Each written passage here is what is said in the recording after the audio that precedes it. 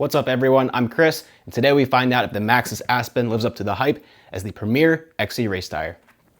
Let's go. 3, 2, 1, go! Go.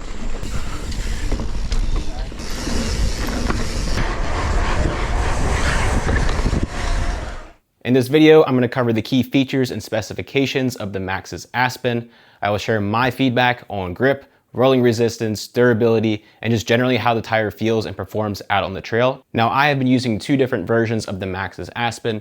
This version right here I use on the front. It is the Maxxis Aspen Team Edition, which is 170 TPI casing. It is a more supple casing that I use on the front for better grip, but it has a little bit less puncture protection. Now on the rear, I use the standard 120 TPI casing or XO casing. And both of these tires are the max speed compound, which has been great, and I'll dive into more in just a minute. Now the Maxxis Aspen comes in 29 by 2.4, 2.25, various sizes and widths and compounds, but I believe that the 29 by 2.4 in the max speed compound truly is the best Maxxis Aspen that exists. And that's saying a lot because it is a very good tire. Now, what makes the 29 by 2.4 so special is the amount of volume that this tire has, which allows you to run extremely low tire pressures. I am 180 pounds and I run typically 17 PSI in the front in the 170 TPI version and 18 PSI in the rear with the 120 TPI version. There's basically no overlap between the edge of the casing and the side knobs, which allows them to use the largest volume casing possible. Now these tire pressures are about 4 PSI higher than what I was using with my Schwalbe Racing Ray and Racing Ralph combination before. So I think that just goes to show the difference in casing and volume between the two tires. This truly is a much bigger tire. I actually had to get a larger bike clug mount for my wall because it just didn't fit. I couldn't actually squeeze it into the clug mount when I switched to this Maxxis Aspen tire. Now there is a slight difference in weight between the two casings. The 170 TPI weighs 717 grams on my scale, and the standard XO edition casing weighs 741 grams. But most importantly, it's just how the different casings feel. Now you might be wondering why I run a different casing on the front versus the rear of the bike. I chose to do this for a little bit of extra grip and rolling speed. The 170 TPI is going to roll a bit faster and be a little bit more supple of a casing, providing better grip, especially over rough terrain such as roots and rocks, which are very common here on the east coast of the US. But it also comes with a lesser grade of puncture protection. And that's where I use the 120 TPI in the rear, just to give me a little bit more assurance. Now, both tires that I'm running are the max speed compound, which I have been pretty thrilled with, to be honest with you. There's usually a trade-off between durability and traction when it comes to tire compounds, the harder compound typically being more durable but less grippy, and the softer compounds being more grippy but less durable. The max speed has been a pretty great combination of both, to be honest with you. I feel though that it rolls really fast and it has great grip in wet conditions, which are more than common here in Maryland, especially this past year. Now, what I think Maxxis did when making the max speed compound, which a lot of tire manufacturers have been doing, is they add an additional amount of silica to the tire. This makes it wear a little bit faster than normal, but it provides really good rolling resistance and exceptional wet weather grip. Now, the Maxxis Aspen has been around for a long time and the tread pattern has remained relatively unchanged. Just some new casings and compounds have come out over the years. But I think it's a time-tested design. So the center knobs of the Maxxis Aspen are relatively tightly packed and they're angled to help clear dirt and roll faster. However, they are really wide, so they provide ample traction for climbs and they provide pretty good grip for braking as well. The side knobs are staggered and they're pretty well supported and aggressive for great cornering traction, especially when leaned past this transition zone that you see here. So I'm pretty happy with this tread design. There's some trade-offs always to be made when you're designing a tire, and I think Maxxis did a really good job with balancing grip with rolling resistance with the Maxxis Aspen.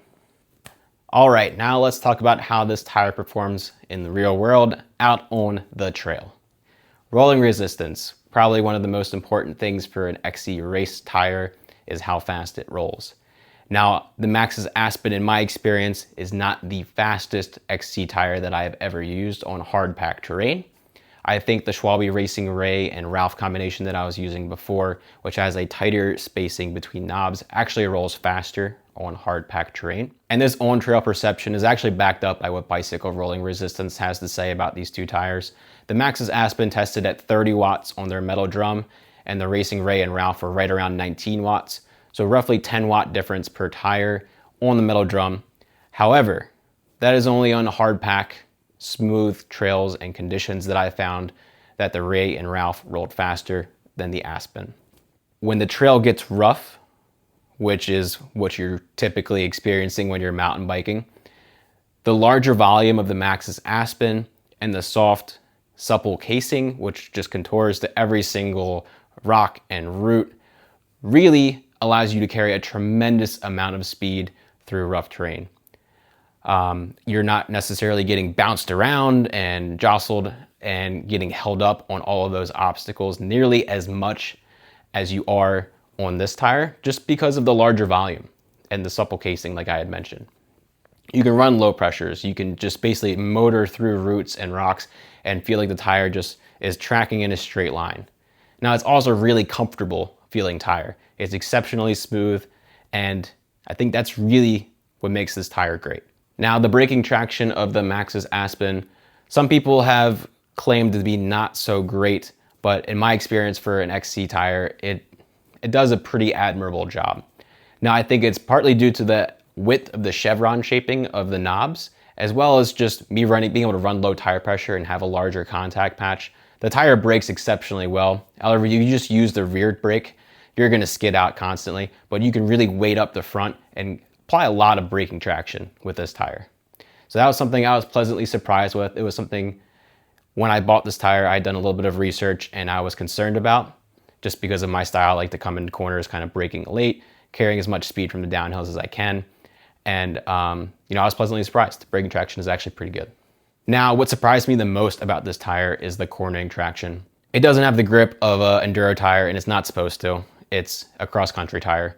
But these corner knobs, with the staggered design, they provide a lot of cornering grip for a cross-country tire, especially once you lean it onto edge. Get past the transition zone onto those corner knobs, and this tire really does bite in. I was very happy with the cornering performance of this tire, and like I had mentioned earlier with rolling resistance, when tracking through a corner over rough terrain, this tire just holds the ground so well, and that really is confidence inspiring, just to be able to lean the tire and trust it that the corner knobs are going to grip, that the tire is going to conform to all the roots and rocks, and just keep you planted on the ground so you can carry as much speed as possible. I've been able to use this tire throughout the entire summer, and we've had a ton of different conditions throughout the year, from dry, hard pack, loose over hard, mixed rain, torrential downpours, mud, you name it. I put this tire through the ringer, and it's just stayed on my bike all year.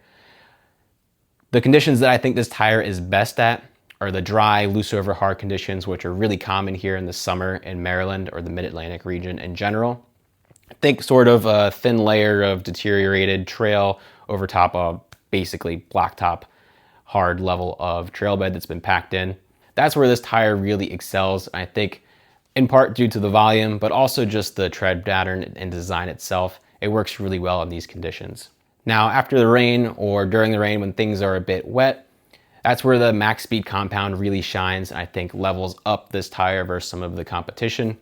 It feels trustworthy in these situations, which most other tires feel sketchy, to be quite honest. Partly due to the volume, but I think the compound itself, the Max Speed compound, really helps in these situations. So in wet conditions, I have ample traction to make it up the steepest of climbs, over roots, rocks, technical features. As long as I keep good body position, I know the tire is not going to spin or slide out or wash out on me. And that goes with the braking and cornering as well. As long as the trails aren't soft and muddy, this tire does extremely well. When things get a bit softer, the tire just doesn't have the tread depth needed to really dig in through that top soft layer to the firmer dirt underneath to provide you with good traction there. It kind of stays on top on the slippery, slidey layer. And in those conditions, the tire is actually kind of sketchy. So as long as your trails remain firm after a rain, or you're not riding in mud or really loose conditions, this tire does exceptionally well. If you are riding in those looser conditions, probably not the tire for you. Get something with a larger and more substantial knob. All right, now let's talk about the tire's durability. I've been using this tire throughout the spring and summer and into the fall now of Maryland's mountain bike season. Been using it for a lot of races, hard miles, basically all single track and our rooty and rocky technical terrain that we have in this area. Now, the front tire is basically showing no signs of wear, even though it's the 170 TPI casing. I was a little concerned with this when I bought the tire, thinking it might wear out very quickly, but it's held up really well. The rear tire, as expected, is showing some signs of wear, just because that's the tire that you're using to brake and drive all your power on the climbs. It gets worn out a little bit quicker. It's showing a little bit of wear, but it's not at the point where I would replace it yet. Your perception of wear might vary, but for me, this tire is still in good shape. Now, after all of the rides and races that I've done throughout the year, I've had 0 punctures. 0, none, which has been great. I was definitely concerned with the 170 TPI casing, just when mobbing through rock gardens or more technical terrain, especially with the low pressures I was running, 17 in the front and 18 in the rear. But I've had 0 issues. The tire's been very reliable and it's proven to be pretty durable. All right, so who is this tire for? This tire is for the XC racer or enthusiast who is primarily riding in somewhat dry or damp conditions and technical terrain. This tire is not for someone who's primarily riding on smooth, hard-packed single track because it doesn't have the rolling resistance of its competitors. And this tire is also not for those who are primarily riding in softer soil because it doesn't have enough tread depth. Now, I would recommend using the 170 TPI version on the front of your bike and the 120 TPI version on the rear for a fast cross-country race setup. I think this is the best option. It gives you a little bit extra rolling resistance with the front and traction with the 170 TPI casing. Now, if you want a little bit more assurance up front, I would up to a more aggressive tire. I would use something like the Recon Race on the front and keep the standard 120 TPI Aspen on the rear. All right, that's gonna wrap up today's video. If you have any questions or comments on the tires or my setup in general, just let me know down in the comments below and I'll help you out. Thanks for watching. If you enjoyed this video, hit the like button, subscribe to follow along if you want more content like this. In the next video, I'll be doing some time testing of my RockShox flight attendant system with the system running and then without, just to test how much faster a bike is with a lockout. So if you want to see that, be sure to click the bell so you don't miss it and all that stuff. Thanks for watching. I'll see you in the next video. See ya.